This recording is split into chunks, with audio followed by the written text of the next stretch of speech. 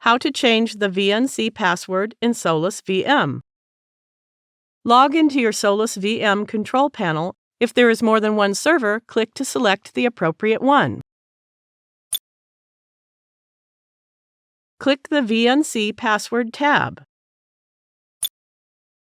Enter your new VNC password in this text input box and click the Change button. Click the Yes button to confirm it.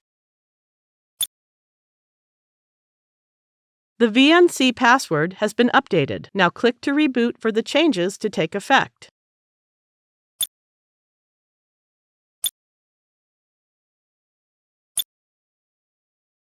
Success! You now know how to change the VNC password in SolusVM. Thank you for watching.